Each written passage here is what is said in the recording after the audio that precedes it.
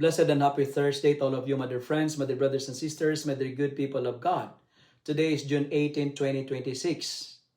In today's Gospel from the account of the Gospel of Matthew, chapter 6, verses 7 to 15, Jesus teaches us that prayer is not about many words.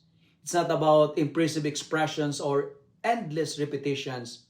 Rather, prayer is a loving relationship with God, our Father, who already knows our needs before we ask. Through the Lord's Prayer, Jesus invites us to place God at the center of our lives, seek His will above our own, and trust Him for our daily needs and open our hearts to forgiveness.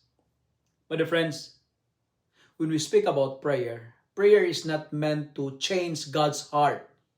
It is meant to transform ours, It teaches us to move from fear to faith, from self-reliance to dependence on God, and to move from resentment to mercy. Every time we pray the Lord's Prayer, we enter into a sacred conversation with a Father who loves us unconditionally and desires to lead us toward peace, toward holiness, and of course, eternal life. Let me end my reflection with 3S. S. Number 1, when you pray, make it short.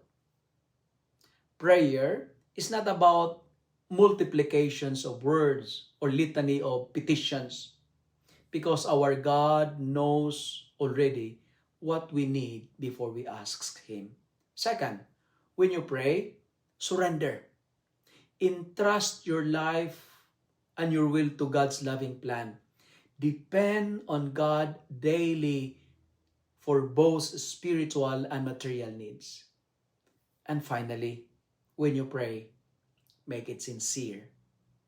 Sincerity shows when we are ready and willing to forgive.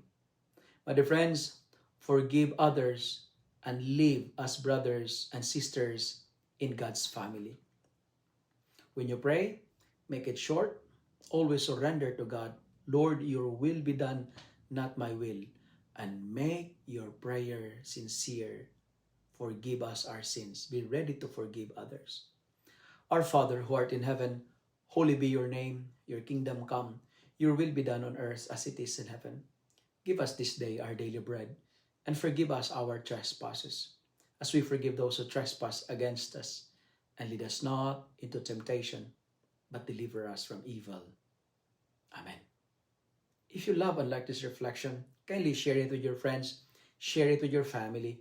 Make the Word of God viral so that many will be blessed.